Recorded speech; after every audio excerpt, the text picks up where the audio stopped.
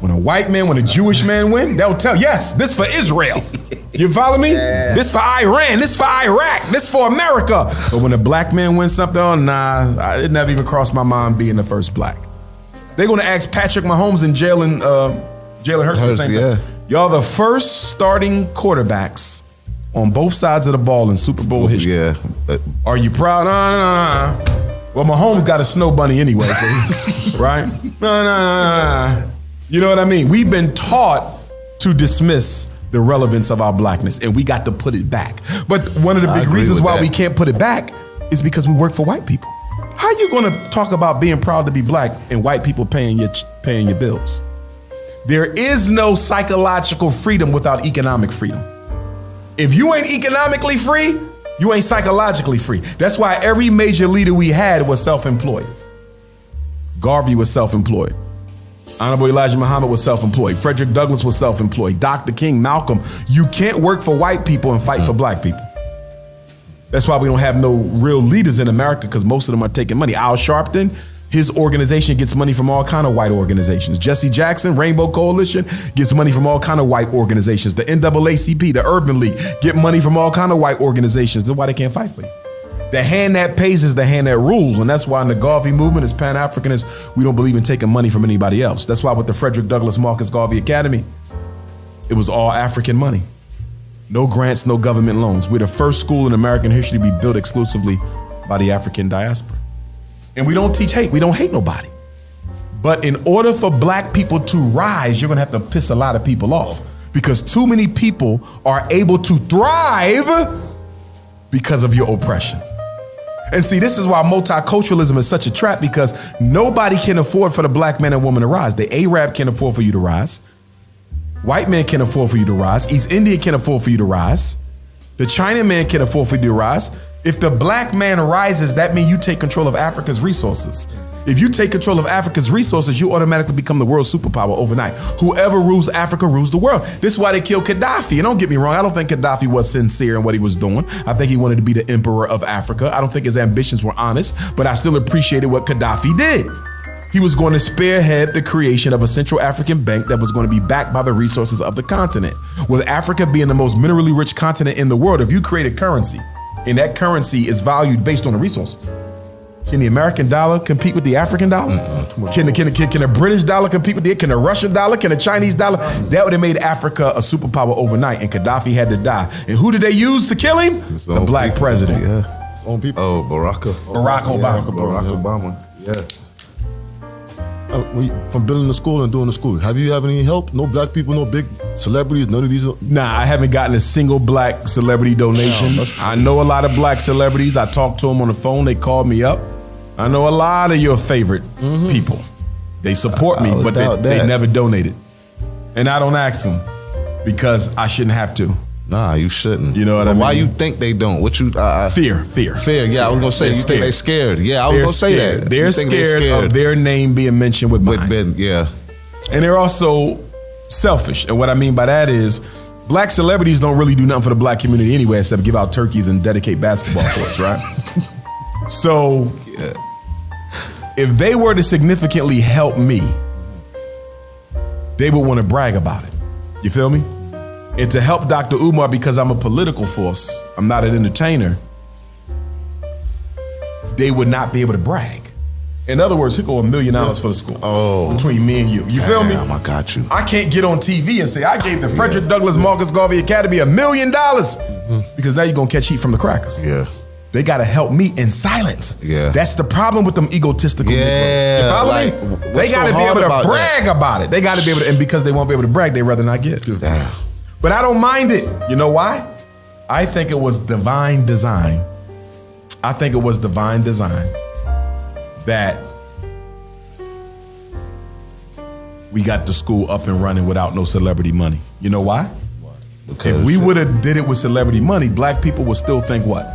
We need celebrity money. Yeah. You feel me? So we've shown you don't need celebrity money. You don't need white money. Facts. All you need is Negro pennies. Let's do yourself. Yeah. Which we should already know, because every major black movement we've had in America was financed by black pennies.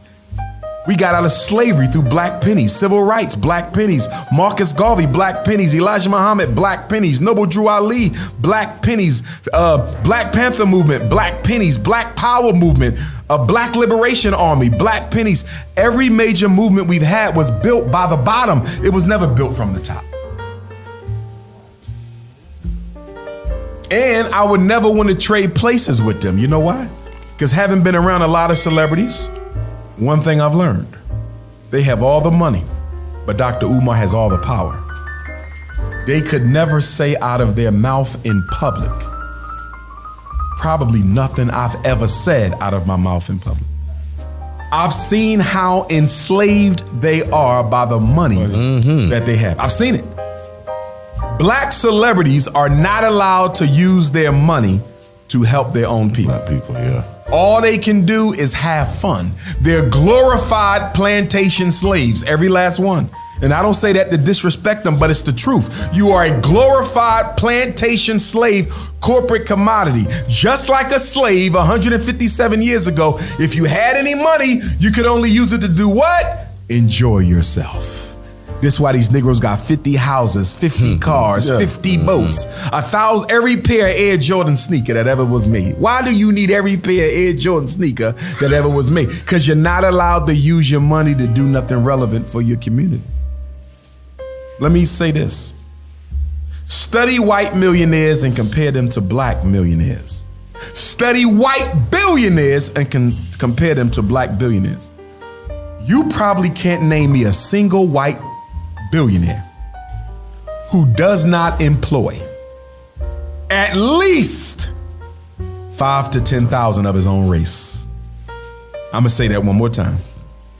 You can't name me a single white billionaire, Chinese billionaire, Arab billionaire who doesn't employ at least 5 to 10,000 of his own race. Now show me a black billionaire who employs 5 to 10,000 of his own race. You know why you can't? Because the white billionaire says that my success must automatically reciprocate to my people, or I will be rejected by my people. Do you understand me? Black billionaires, they only are concerned about themselves and their family, and they simply want all the other black people to worship their wealth. You feel me? So they'll come in a ghetto with a big truck and a car, right? So they can be worshiped by blacks, but they don't want to empower blacks. Black millionaires and billionaires do not systemically empower other black people. Black celebrities do not systemically empower other black celebrities. White people do it as a rule of thumb. We hardly if ever do it. Look at Oprah. No disrespect. The richest woman in the history of North America, black or white, Oprah Winfrey. The richest woman in the history of North America. Regardless of race, I don't think she employs 5,000 of her own people. Black money and white money do not behave the same. That's why you'll never find a filthy rich white man marry a poor white woman. You will never find a filthy rich white man marry a poor white woman. Never. But a filthy rich black man, his ass can't wait to get the brokest snow bunny in Liberty City and make her the mother of his kids. Dr. Umar, I gotta ask you something, right? You don't be scared talking this shit right here. It man. ain't shit. No, talking this game, giving this. It's the gospel of Garveyism. Sorry. King Cold conscience. Right. Here's what I would say to They them. ain't never come to you before like, yo, here go 10 mil, man. Shut this. I was told. You ain't I was approached by FBI agents, black ones, who cared about me. I've had 2 or 3 FBI agents who pulled me to the side. They came to my event and said, listen, you need to be careful. They're watching you. I work for the Bureau. You can't trust nobody. You can't trust the women you sleep with. You can't trust your family. They said, consider every device you got is bugged. Your phones, everything. Everywhere you go, they're watching you. I was told this multiple times by black FBI, so I believe that. Here's my thing. I believe it too, and I don't give a shit. Yeah, straight up. Here's my thing, because you can't care.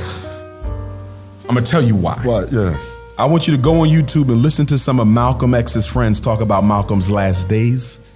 Listen to some of Dr. King's comrades talk about Dr. King's last days. What did they say about Malcolm and Doc?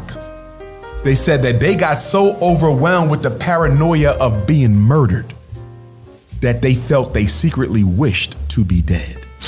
The fear of death became greater than death itself.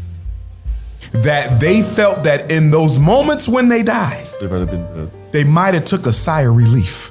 Because every day you wake up, you don't know about exactly. Is the bullet coming from here? Yeah. Is the bullet coming from here? You can't Are they going to kill my children? Remember, they bombed Dr. King's house twice. You feel me? They bombed Malcolm's house the week before, right? So I don't ever want to get like that. I don't ever want to get like that. So for me, I understand the risks. I'm no Superman. I take my precautions as I need to. But my stability is in my relationship with Supreme Consciousness. This is why I'm Ifa devotee. So I practice the spiritual system of the Yoruba peoples of Nigeria. I'm all about African spirituality. It's what liberated Haiti. It's what's going to liberate us. So as far as I'm concerned, whenever the Lord is ready for me to come back home, I'm ready to go back home. You ain't tripping off nothing. I'm not tripping off nothing. All right. And I don't want people around me tripping because here's one of the, I just had this conversation last night. I be getting these texts from ninjas, right? They be like, Dr. Umar, don't end up like Malcolm, don't end up like. Later for that shit, stop putting that shit around me. Facts. Cause I'm not thinking about that. You understand me? Yep. I don't know how I'll leave this earth. None of us do. But I don't need you filling my atmosphere with all this fear. Don't end up like Malcolm. Don't end up like Fred Hampton. Keep your scary ass where you at. But I don't live my life under fear. Stop coming around me with all that fear talk. Because when I look at Biggie and Pac, and Pac my favorite rapper of all time, and I love Big too, but Pac was my favorite.